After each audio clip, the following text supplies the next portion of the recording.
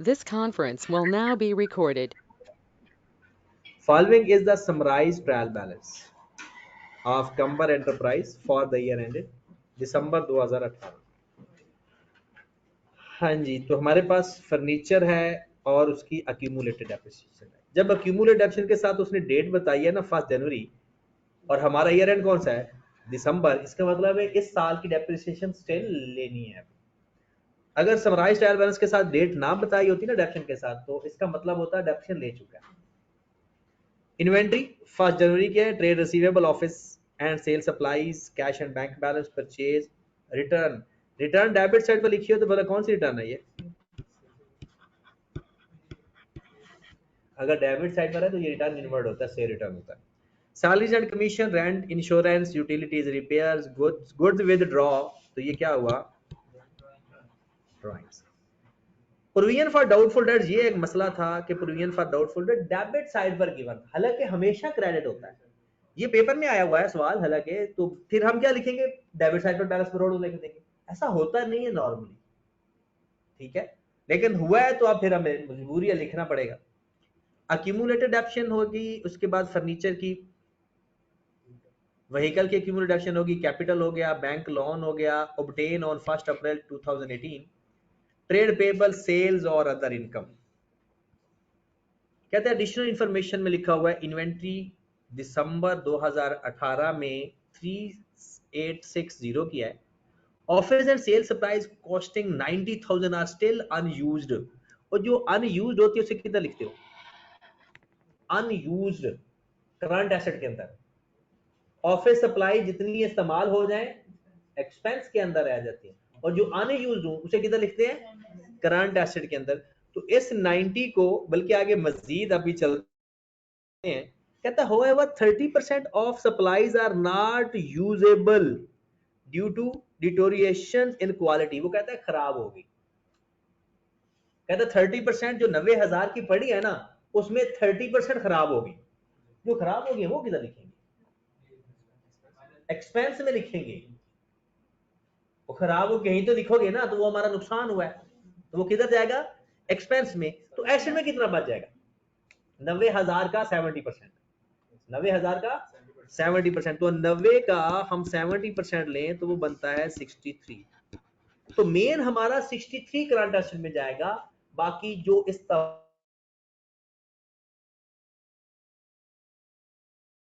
इस्तेमाल हो गया वो जो स्टेशनरी इस्तेमाल हो जाती है वो किधर जाती है? एक्सपेंस में। और जो खराब हो गया वो भी एक्सपेंस में। तो 63 अनयूज्ड है, तो हमारे ऑफिस सप्लाईज में 63 माइनस कर देंगे और इस 63 को जाकर करंट एसेट में लिख देंगे। यहां से माइनस करके नीचे मैं लिख देता हूं, क्योंकि और तो कोई अदर की नहीं है ऑप्शन। तो ऑफिस सप्लाईज करंट एसेट के अंदर जाकर लिख देंगे 63, क्योंकि इतनी बच गई है ना, तो जितनी बच गई है वो एक्सपेंस में नहीं लिखनी जब तक वो इस्तेमाल ना हो जाए। तो माइनस करके करंट एसेट में लिख देंगे, क्योंकि वो हमारे पास पड़ी है चीज। लो जी, सारी ये सवाल सिर्फ इस एक एडजस्टमेंट की वजह से मैंने करवाया है, बाकी कोई वरना ये नहीं करवाना था, सिर्फ इस एक एडजस्टमेंट की वजह से। सवाल पढ़ो जरा। Rent and insurance include 75,000 paid for a photocopying machine. कहता है आपने 75,000 रेंट पे किया है, किसके लिए? एक आपने फोटोकॉपिंग मशीन रेंट पे ली है। The machine was obtained on 1 November at fixed rent 75,000 per quarter and additional 0.4 for each copy। 40,000 copies have been made during the year। 75,000 rent and insurance के अंदर हमारा रेंट मौजूद है। पे कब किया है? पे कब किया है? 1 नवंबर को।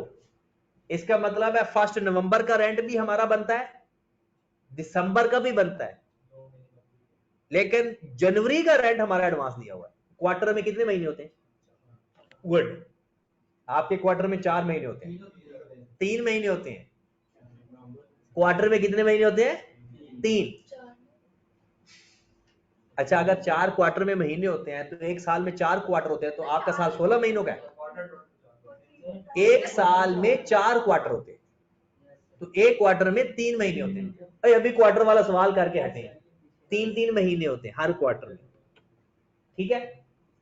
अब आपने 75,000 पे कर दिया नवंबर के अंदर, वो कब तक जाएगा? 1 नवंबर का महीना कवर करेगा, 1 दिसंबर का महीना और एक डन। लेकिन हमारा साल का एंड कितना है? दिसंबर। इसका मतलब है 75,000 के अंदर एक महीने का रेंट एडवांस है, ऐसा है? इस 75,000 के अंदर एक महीने का रेंट एडवांस है। 75,000 टोटल पे कर चुके हो, लेकिन आपका एक्सपेंस कितना बनता है? 50,000 नहीं बनता। जरा गौर फरमाएं, 50 नहीं बनता। जरा फुल फोकस करें, पूरी स्टेटमेंट को पढ़ें, पूरी स्टेटमेंट को पढ़े, 50 नहीं बनता। हाँ जी, आपने ये जो 40 हर कॉपी के पीछे ना आपने 0.4 भी देना है। आप 75,000 दे चुके हो, 50 आपका वो बन गया। तो जो आपने हर कॉपी के पीछे, और आपने 16 कॉपी 40,000 कॉपीज करवाई है, तो कितना बन गया? जरा 40 मल्टीप्लाइड बाय 0.4, 16,000। इसका मतलब है 75 आपने दे दिया, जिसमें 50 आपका रेंट बन गया, 16 आपकी कॉपियों के पैसे बन गए, जो बाकी बच गया वो प्रीपेड है।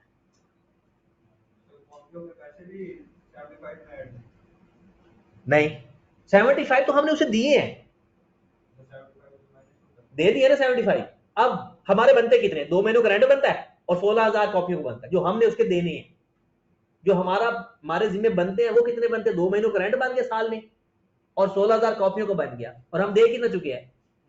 75। तो जितने हमारे बनते हैं वो माइनस कर देंगे, बाकी का प्रीपेड हो जाएगा।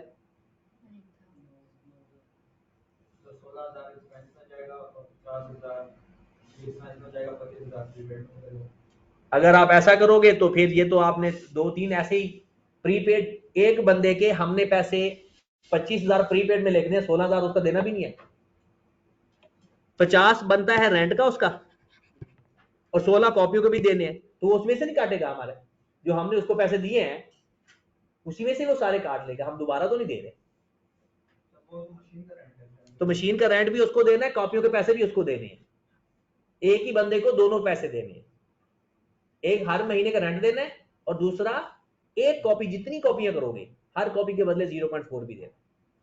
तो हमारा पूरे साल के अंदर 40,000, मतलब 2 महीने में 40,000 कॉपीज की। एक हमारा पेबल कितना बना? 16,000, और एक बना 50। हम दे कितने चुके हैं? 75। तो हम क्या करें? और ये 75 किसके अंदर शामिल है? रेंट के अंदर। तो इसमें प्रीपेड कितना है?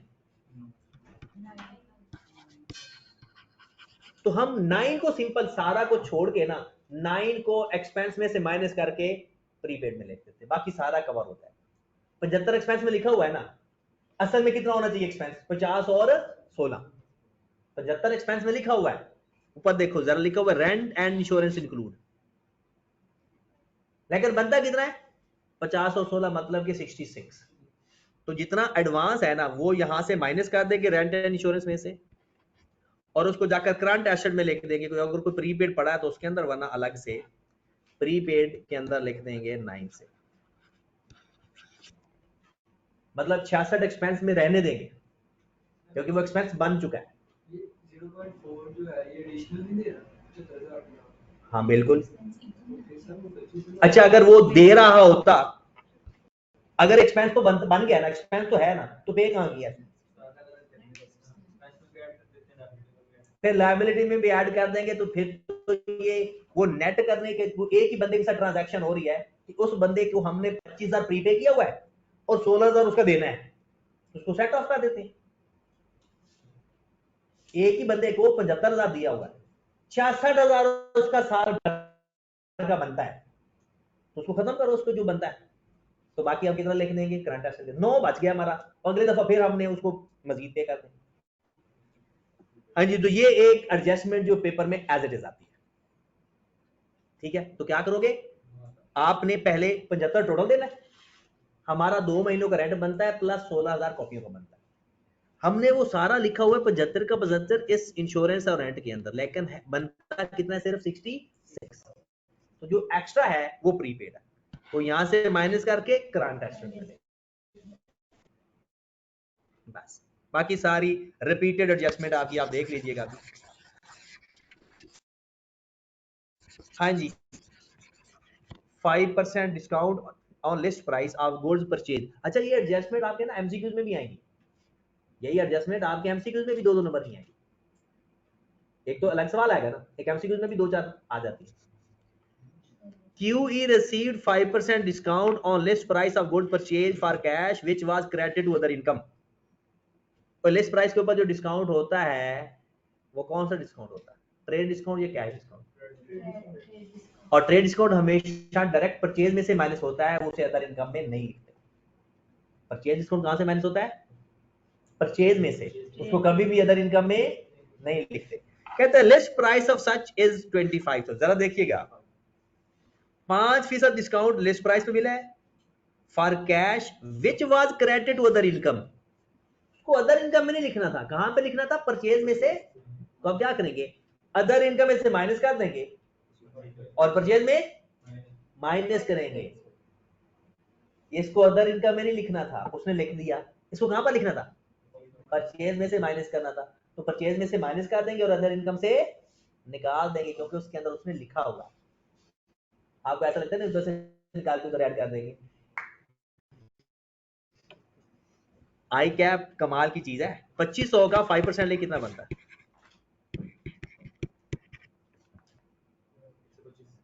125। आप जरा देखिएगा। और मैं जब सवाल करता हूँ ना या आपको करवा रहा हूँ, तो मैं ना वो उसको साथ साथ ही टैली कर रहा होता हूँ। अब देखिए, अदर इनकम से 125 माइनस करूंगा मैं, और इधर परचेज की इधर से भी मैं 125 माइनस करूंगा। क्या दोनों साइड से 125 माइनस हो रहा है, तो टैली है। कोई भी एक एडजस्टमेंट ऐसी मैं नहीं करता जब मैं आपको करवा रहा होता हूँ कि मैं उसमें एडजस्ट करूं और उसमें डिफरेंस आ जाए। अभी किसी भी एडजस्टमेंट को उठाकर देख लें, ये 9 वाला देख लें, यहां से माइनस किया, प्रीपेड में प्लस कर दिया, यानी उसी साइड पर, प्रीपेड भी ऐसे साइड पर होती है ना, एक ही साइड पर माइनस किया, उसी साइड पर प्लस कर दिया, डिफरेंस खत्म। कोई भी एडजस्टमेंट ऐसी नहीं होती। यहां पर आपने देखा ये 63 यहां पर माइनस कर दिया, करंट एसेट में 63 लिख दिया जाकर, यानी डेबिट से माइनस करके दूसरे डेबिट में लिख रहे हो। एसेट और एक्सपेंस डेबिट नेचर होती है ना, डेबिट से माइनस कर दो दूसरे डेबिट में प्लस कर रहे हैं। और इधर अगर क्या, इधर से भी माइनस किया, इधर से भी माइनस किया। चलें जी, आ जाए जरा फिर। Cost of office repair amounting 85 was paid by the owner from personal account. क्या करना है इसको, कहता है कॉस्ट ऑफ रिपेयर, वो तो ड्राइंग्स है। Cost of office repair amounting 85 was paid by the owner from personal account, capital में ऐड हो जाएगा। और एक ही फैक्ट हो गया, कैपिटल में प्लस करूंगा तो और कहता है cost of office repair 85,000 was paid by the, इसकी पूरी एंट्री पास करो, रिपेयर डेबिट, कैपिटल क्रेडिट। कोई ऑनर बिजनेस के लिए कुछ भी करे वो कैपिटल होता है। ऑनर बिजनेस के लिए कुछ भी करे कैपिटल। कितनी अमाउंट, 85। लो जनाब, 85 रिपेयर में प्लस कर दो, कैपिटल में प्लस कर दो।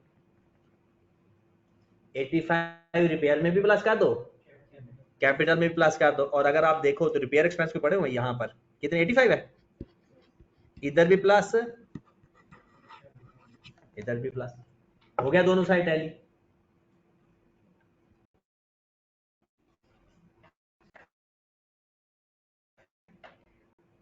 was invested into the business by the owner। Owner ने बिजनेस इन्वेस्ट। अच्छा, जो नया व्हीकल आएगा ना, से लेंगे 2 स्टेप, बॉर्डन की तरफ से लेनी है। जो एडिशन कोई हो उसकी भी डेप्शन लेते होते हैं, और वो एसेट में भी ऐड करते होते हैं, उसकी डेप्शन भी लेते होते हैं।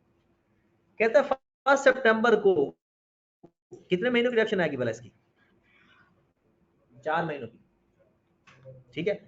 Invested by the owner the vehicle was purchase. अच्छा, ये भी इंपॉर्टेंट चीज है, और वैसे भी ये एज इट इज एडजस्टमेंट आनी है, तो ये तो वैसे बंदे को याद करके चले जाना चाहिए। देखें, 1 सितंबर को व्हीकल इन्वेस्ट किया, वो भाई साहब ने व्हीकल खरीदा था 10,50,000 का, जिस दिन हमें दिया उस दिन उसकी वैल्यू 9,60,000। तो बताओ हम अपना व्हीकल किससे डेबिट करेंगे? 50 से या 960 से? 960 से। एंट्री क्या बनेगी? व्हीकल डेबिट क्रेडिट 960 से। ये कैपिटल में ऐड और ये व्हीकल में ऐड। फिर इसकी जो डेप्शन लेंगे वो एक्सपेंस में भी लिखेंगे और एक्यूमुलेटेड डेप्शन में भी लिखेंगे। तो डेप्शन तो बाद में ऐड पे ले लेना आप लोग, बल्कि मैं डेप्शन भी करवाऊंगा। पहले कैपिटल में कितना ऐड करेंगे? 960 और इधर व्हीकल में ऐड कर देंगे 960। लेकिन डेप्रिसिएशन व्हीकल पर, जो बाकी ब्रॉड ऑन उस पर अलग लेंगे और 960 पे अलग लेंगे। चले नेक्स्ट, डेप्शन का रेट उसने बता दिया। कहता है जो व्हीकल का रेट है ना वो 10% स्ट्रेट लाइन है और जो फर्नीचर का है वो 15% रिड्यूसिंग बैलेंस है। एक और भी उसने बात बताई है, कहता कॉस्ट ऑफ फर्नीचर इंक्लूड, कहता ऊपर जो कॉस्ट ऑफ फर्नीचर उसमें शामिल है फर्नीचर परचेज 800,000 ऑन 1 मई 2018, जो कि हमने 1 मई को खरीदा है। कहने का मतलब क्या? ब्रॉड ऑन को और इसको अलग अलग डेप्रिशिएट करो। बाकी एसेट पुराने हैं, ब्रॉड ऑन है, उनमें एक 4 लाख एसेट है जो 1 मई को खरीदा है, उसकी डेप्रिसिएशन आ जाएगी 6-7 महीनों की, और बाकी ब्रॉड ऑन के ऊपर पूरे साल। 400 तो लिखा हुआ है, लिखा नहीं हुआ है, देखें कॉस्ट ऑफ फर्नीचर इंक्लूड वो है, शामिल है, सिर्फ डेप्रिसिएशन अलग करके लेनी है। लेकिन ये 960 ऐड करेंगे क्योंकि ये अभी नया एसेट उसने करवाया। मैं कर देता हूं यहां पर देखिएगा, आपके पास आ गया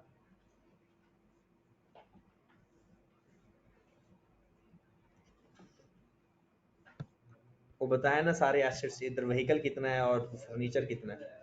फर्नीचर पहले बताएं, फर्नीचर 25-35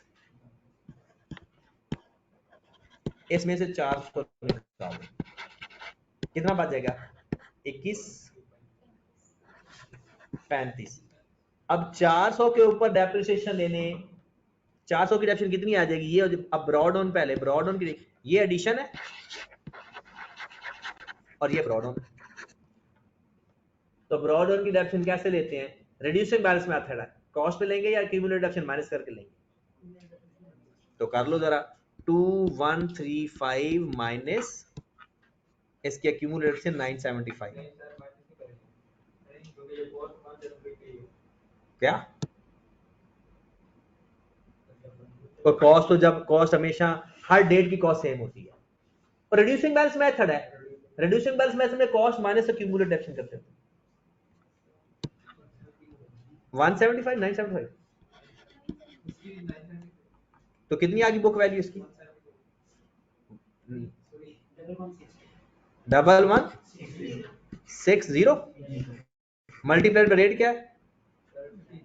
15%, 170 और 400 मल्टीप्लाइड बाय 15% मल्टीप्लाइड बाय 1 मई को खरीदा है, 8 महीने 8/12। लो जनाब, 214 डेप्रिसिएशन हमारी बनी। अब इसको क्या करेंगे? एक डेप्रिसिएशन एक्सपेंस में लिख देंगे और दूसरा एक्यूमुलेटेड डेप्रिसिएशन में प्लस कर देंगे। इस 400 को दोबारा नहीं ऐड करना क्योंकि पहले से वो ऐड है, तो सिर्फ 214 का हमने क्या करना है, इसमें 214 ऐड हो जाएगा और अदर एक्सपेंस में भी 214 आ जाएगा डेप्रिसिएशन में। अब व्हीकल पे आ जाए, ये स्ट्रेट लाइन है, 4500 की डायरेक्ट डेप्शन ले, कितना रेट है? 10% है, 450 और 960 ये ब्रॉड ऑन हो गया, 960 मल्टीप्लाइड बाय 10% मल्टीप्लाइड बाय 4/12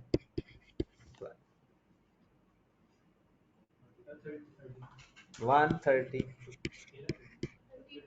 अकेला 32 470 82 480। लो जी, इस 482 का क्या करेंगे? इसकी डेप्रिसिएशन में ऐड और इधर जाकर 482 एक्सपेंस में भी आ जाए।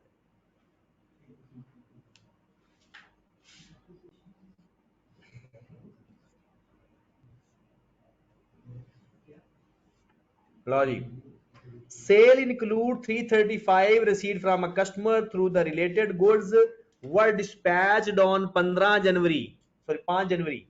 हमारा दिसंबर ईयर एंड है। कहते हैं सेल के अंदर हमने 335 ऐड किया हुआ है जिसकी सेल्स अभी की नहीं, मतलब 5 जनवरी का मतलब है दिसंबर तक तो नहीं हुई। सेल के अंदर आपको मिला कैश, उसकी चीजें आप कब दे रहे हो?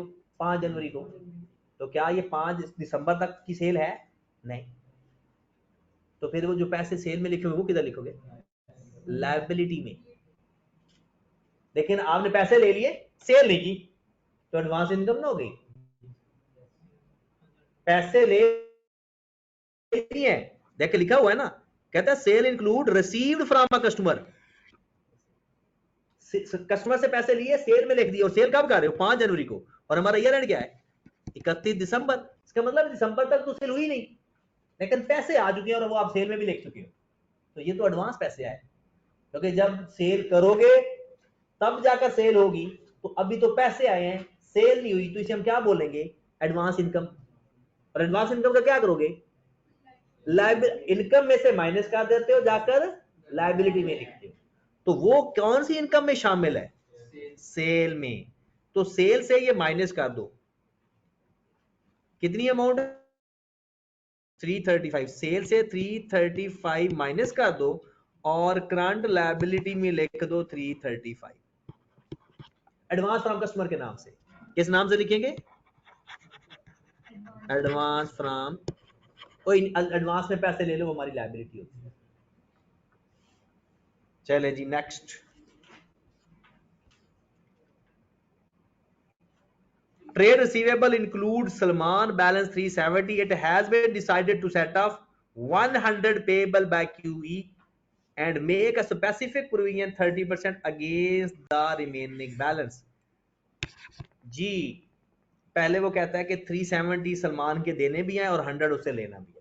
कहता है सेट ऑफ कर दो। सेट ऑफ करेंगे तो किस अमाउंट से करेंगे? 100 से। लोअर अमाउंट से सेट ऑफ करते तो काउंटर एंट्री है यार। काउंटर एंट्री किस अमाउंट से करते हैं? और जब एक ही बंदे के पैसे देने हो, उसी से लेने हो, तो काउंटर एडजस्टमेंट कर देते हैं। और किस अमाउंट से करते होते हैं हमेशा?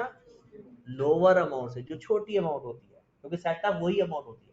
कहता है जो बाकी का बैलेंस उसका बच जाएगा ना, उसके ऊपर 30% प्रोविजन भी लेनी है आपने। तो पहले तो 100 कहां जाएगा? 100 कहां जाएगा? अकाउंट पेबल से भी माइनस, अकाउंट रिसीवेबल से भी डन। बाकी उसके पैसे बच गया 270। वो उसकी प्रोविजन लेने का उसने तरीका बताया है। सब खत्म हो गया सवाल हमारा। कहता है जनरल प्रोविजन 4% लेनी है आपने, और इस लाइन को कुछ भी नहीं करना आपने, क्योंकि ये 131 return of undebited to provision for ये लिखा जा चुका है। कहता है ये वर रिटर्न ऑफ और वो एक्सपेंस में लिखा जा चुका है, इसका हमने मजीद कुछ नहीं करना। अब आप देखिएगा जरा, ये सवाल के अंदर ना बैड डेट्स की भी रिवीजन हो जाएगी हमारी। पहले मुझे बताओ रिसीवेबल कितने लिखे हुए हैं आपके पास? है ना सामने आपके सवाल, रिसीवेबल कितने हैं? जो ओरिजिनल लिखे हुए बताने हैं। 2970 प्लस माइनस 100, ये काउंटर वाला। बाकी डेटर कितने बच गया? 28 डन। अब अगली बात, वो कहता है आपने ऐसा करना है, जो सलमान भाई साहब है ना, ये बंदा, इसके साथ सेट ऑफ कितना हुआ है? 100 सेट ऑफ हुआ है। 270 उसने अभी हमने लेना है उससे, और उसके ऊपर 30% डाउट है, और बाकियों के ऊपर 4% डाउट है। और जब परसेंटेज चेंज होती है ना, उसे ही स्पेसिफिक प्रोविजन कहते हैं। जब किसी की परसेंटेज और हो ना, एक होती है ना जर्नल ओवरऑल, किसी की भी और प्रोविजन हो, अमाउंट बताई हो या प्रोविजन बताई हो, वो क्या होती है? स्पेसिफिक। तो आपने जब स्पेसिफिक प्रोविजन लेनी है ना, 270 का 30%, 270 ही है ना, तो 370 थे, 100 तो एडजस्ट हो गया। और बाकी बताओ 270 इसमें से माइनस करके बताओ, 2600। 2600 का 4%। ये है हमारा कैरी डाउन, प्रोविजन का कैरी डाउन कितना 10, इसका 104 और 30% इसका 81, इसको प्लस किया तो कितना बना 185। डन, ये कैरी डाउन आ गया। बस इसके अंदर ना कमाल का मसला था जो आई कैप ने रोलर डाला था, इसका ब्रॉड ऑन डेबिट साइड पे था। नहीं यकीन तो ये देख लो,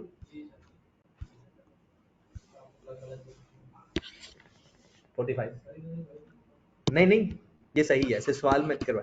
कैरी डाउन तो हमेशा इधर ही आएगा, क्लोज करेंगे तो इसका बैड डेट्स के नाम से अमाउंट आ जाएगा।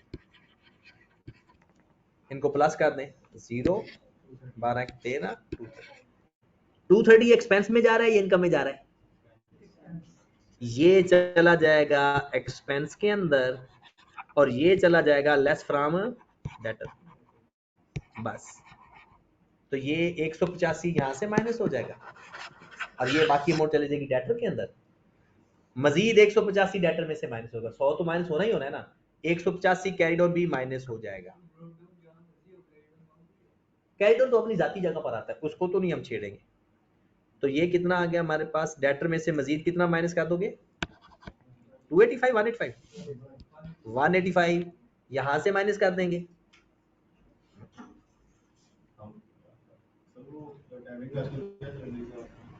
दस से एक कल से इंशाल्लाह करें। हाँ टाइमिंग ठीक। और दूसरा क्या करना है, एक्सपेंस में कितना जाकर लिखना है, एक्सपेंस में 230 है यार, ये एक्सपेंस है 230 किधर भी लिख दे एक्सपेंस में, एक्सपेंस के साइड पर लिखे जाते हैं डेबिट साइड पर।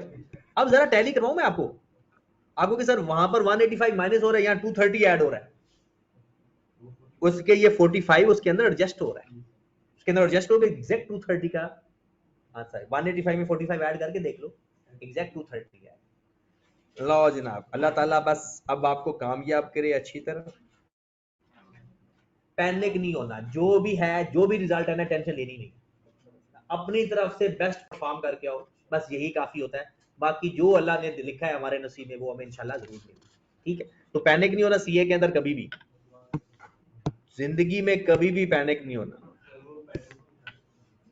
पैटर्न मैं बता